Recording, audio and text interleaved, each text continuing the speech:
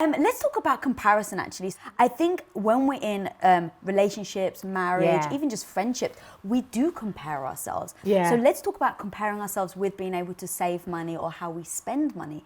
Because I'm sure just in my own life, my husband and I have really focused on talking about money very openly, making sure that we have that communication. But I'm sure there are many people that do butt heads because they're comparing themselves. Oh, yeah. They're trying to make each other.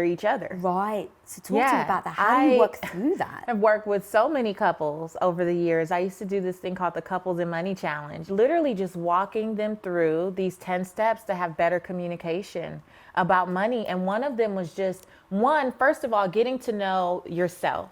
So how you grew up with money. So getting to the root of what are those verbal influences? What are things that you heard about money? What are your beliefs about money? What are some of the triggers for you and connections to different things? Like if you grew up hearing that money was the root of all evil, you could be the most talented person in the world, but you will find a way to just either give money away, sometimes to your own detriment, or to lose it.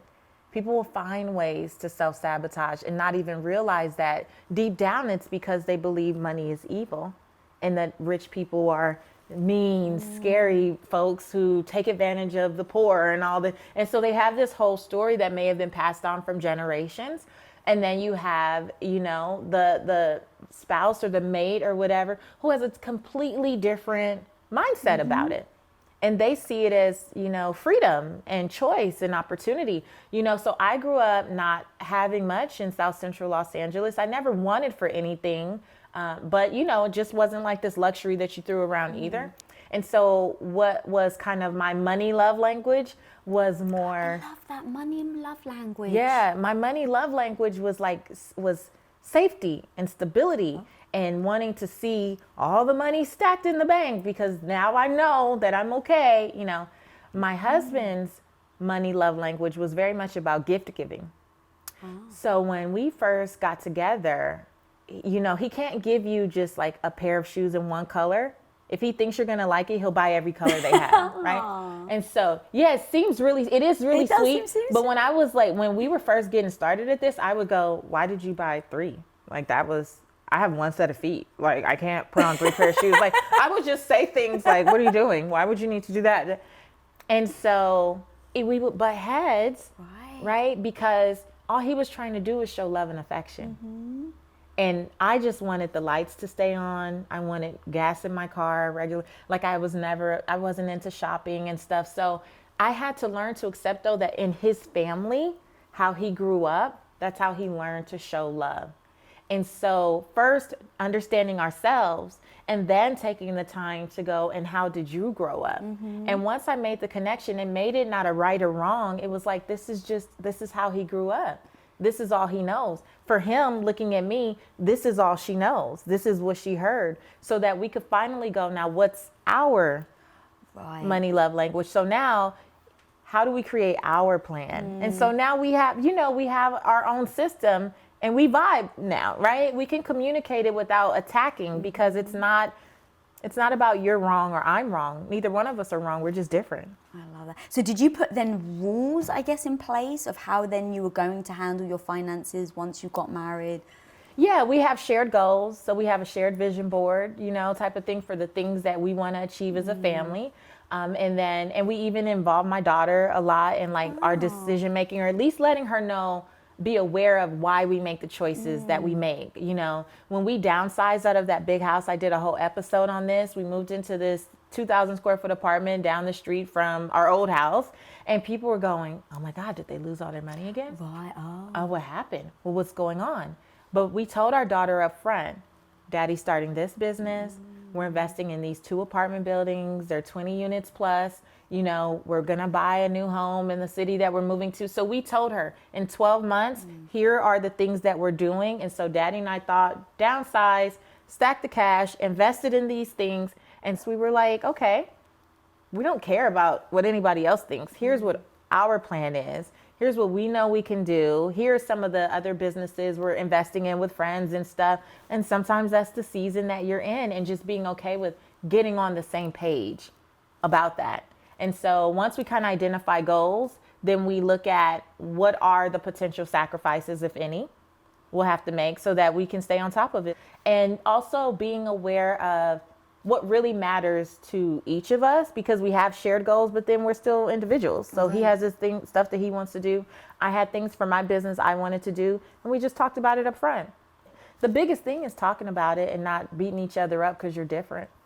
I love that. And the point that you made that's so strong that I really want to hammer home is no one's right and no one's wrong. No one. That was so strong. No one. It just is. Yeah. And if we just treated each other like it just is, right? Like how much, right? Like how much better could the communication be? People say that folks divorce because of money. No, they divorce because of the communication about money or lack thereof. Yeah. And we make it such a taboo topic. And we have so many emotions attached to our finances because of how we may have grown up, that we bring all of that to the table. And we have to understand that this person, you know, they were living a completely different life 20, 30, 40 years before you came in the picture. This is not a personal attack on you. Right, right. This is just what they were doing. And so now that you're here, it's just time to talk about what you're going to do together. Yeah. I think it's in that conversation where somebody says something, you're like, oh, you think that? Then judgment comes and the walls come up and then you're, you know, butting heads because then you don't agree, because then you feel judged. Now, especially for our ladies, you know, in this book in particular, I talk about you cannot force anyone to be better with money. And what we like to do, especially when we just learn something and we're feeling really smart, we want to nag other people to death. So now we're ready to change. Right. And now we were able to change when we felt like it, right? But now that we want them to change, we're like right behind them. What are you doing? Why are you doing it that way? Well, when are you going to come over to my side? Well, no. We're so upset about things. It's like, dude, you can't nag anyone to be better. The best you could do is be a good example. My husband and I used to be a saver. And so he had to learn. And so then as we've grown over this last decade now that we've been rebuilding everything, he gets it. He's like, I'm so grateful. Like now he appreciates the differences.